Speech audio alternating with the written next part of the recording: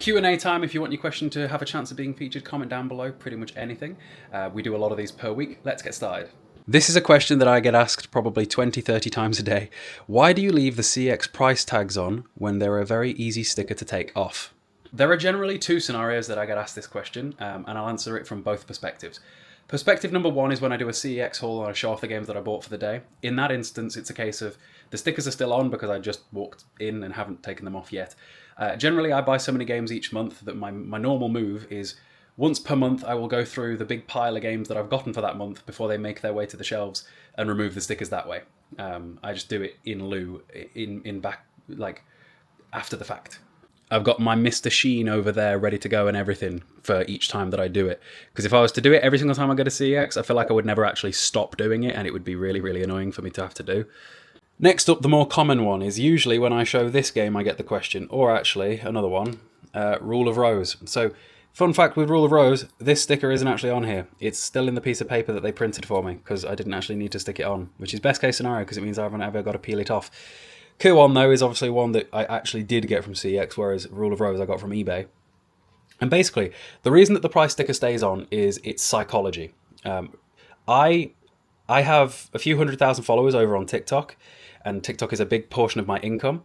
And on TikTok, you can never predict the amount of views that you're going to get, but a way to ensure that you get more views is through a good hook. So even on YouTube, for example, you need a good hook. If I have kept you here beyond the first 30 seconds, I have typically done a good job. You have 30 seconds on YouTube to keep somebody around. Do you know how long you have on TikTok to keep somebody around?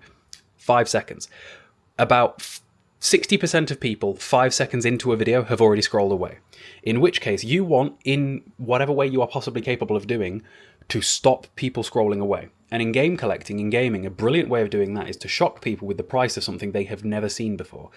So Kuon being one of the most expensive PlayStation 2 games, people see PlayStation 2 and £620 and go, what the hell, what's this? They stop scrolling, the videos get views. So for example, a ton of people told me that I wasted money when I bought Kuon for £620, but the videos on TikTok of Kuon within a week had made £1,500 and within about 2 weeks had made about £2,000. So it was a good investment. It makes me money. Basically, without the price sticker, people wouldn't know what this is and it wouldn't be something that would stop you scrolling because, remember, Kuon would never have gotten to this price if it was something that people knew about, if it sold well, if it was something everybody understood was an expensive game. The only reason that people on TikTok might know it's an expensive game at the minute is because I've had millions of views about it.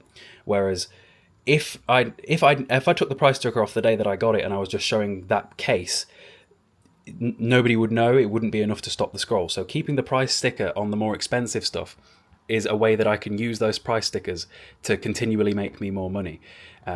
It's a psychology trick. Everything when it comes to social media is human psychology and understanding how to deal with the human brain in the most efficient way that you possibly can to get the outcome that you desire. Oh, actually, there is a third scenario. In some instances, people ask me about stickers like this one. So this will be a sticker that is almost as old as me, and I don't take stickers off of really old games that I've had since my childhood, because I think that they often evoke a memory. So like, I have got stickers on some games that I got from independent game stores that closed down when I was a kid, or I've got stickers that are old Game Station stickers, or old Asda stickers, or old Morrison stickers, or old Tesco stickers. And so generally I leave those on because I think it's cool to look at them. And again, another way, and again, we're talking about psychology here, is nostalgia is a very powerful emotion. A ton of you guys follow me because nostalgic, you think it's interesting looking at old stuff. There will be someone out there that saw that sticker and went, oh my God, yeah, I remember when they looked like that. And it's a cool thing to have. So again, on short form content where I've got 5 seconds to stop somebody scrolling away, having that sticker be there is always a good thing as well. Speaking of human psychology, if you guys haven't already, which is a good 30-40% of you, if you could subscribe, that'd be awesome. I've got a place on my wall for a silver play button one day, and we're nearly a quarter of the way there, which sounds insane to say. So thank you all, love you all. Let's go on to the next question though. Or in some cases, it's not necessarily a question so much as it is a statement that inspired me to talk about a topic. That's kind of how I come up with a lot of my content ideas, by the way. Traded all my stuff into game years ago, absolutely devastated. It's all in boxes in really good condition, probably got about 30 quid for it. Whoops. Yeah, that is an interesting question that brings up. How many times in your life have you guys traded something in only to later realise you probably shouldn't have done that or have regretted it? Because I remember there was a period of time where I was younger, I think when I first switched, like I was a teenager and I was always a PlayStation kid, and I switched over to Xbox because it was where my friends were at. and I started trying to get the same games again, but on Xbox. And I think I may have traded some of the PlayStation versions in, only to like 13 years later, like now, be like, oh yeah, probably shouldn't have done that because I do still prefer PlayStation. You know? Like a massive portion of the games that I buy these days are games that I already own on other platforms, either digitally. That's a regret that I have, is how many games that I've bought digitally over the years, only to then later go and buy physically.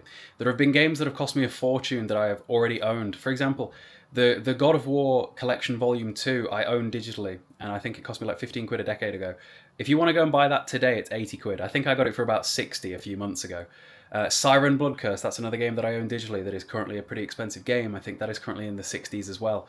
There are so many of these, and there's so many times in my life that I think I've traded something in when I was like really young, and I wished I hadn't, to the point where now I swear the majority of the games that I end up buying, I'm like, yeah, I've owned this before. Couldn't remember when I didn't own it anymore, but at some point along the way that happened, and it's like, damn. I'm curious for you guys, what's the like biggest trade-in mistake you've probably ever made in your gaming life, where you traded something in to later regret it because the price went sky high, or you just wished you'd never traded it in and still had it? Here's an interesting little niche one for you, is at some point in my life, my mother got rid of a lot of my toys, and I had some toys that I think, well, A, would mean something to me to still have, and B, I think would be worth some money. I had a lot of Transformers when I was a kid, especially the Transformers Armada lineup, and I was searching like Transformers Armada Megatron yesterday, and it's like £100 toy now. I had so many Action Men as well, which I don't think they're worth much outside of boxes, but again, sentimental value to me is worth a lot. It's why I love my DVDs. But yeah, there's so many toys and things like that that I just don't have anymore, and I don't know why, and at some point she must have got rid of them. On the topic of trading things in that you wished you hadn't have done, I don't quite know where the dude has got £4,000 for a PlayStation 4 with PT from, but I did have a PS4 with PT on, and it went for... They go for a lot of money. Basically, for those that don't know, there was a cancelled Silent Hill game.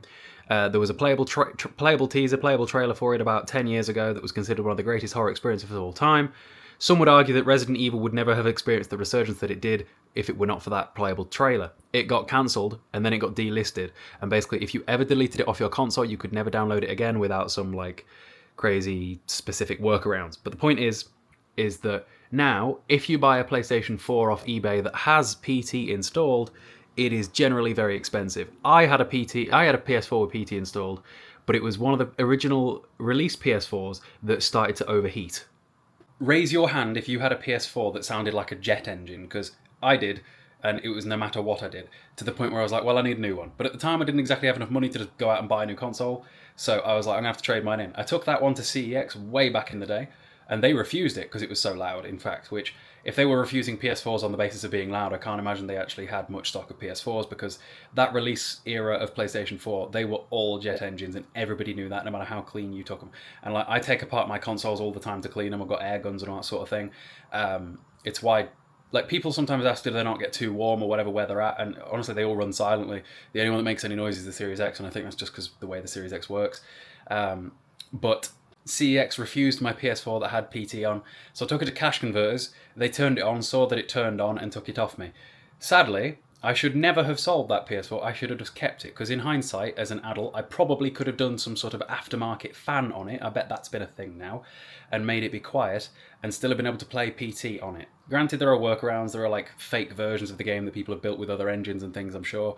But like for the original experience, the way that it was supposed to be experienced, you can't just go PlayStation Network download anymore. It's still on my PlayStation library today. In fact, I'm curious, right? Let's go on eBay right now and have a look at how much PS4s with PT are going for, because I'm very curious. Let's go take a look. Check this out, guys. Straight away, if you just search PS4 with, it straight away comes with PT demo. So I suppose they're not actually completely absurd. Like this one's actually pretty fair. £235 for a PS4 with PT, boxed, and an actual account to use it on. That's pretty interesting. Like, that's almost tempting.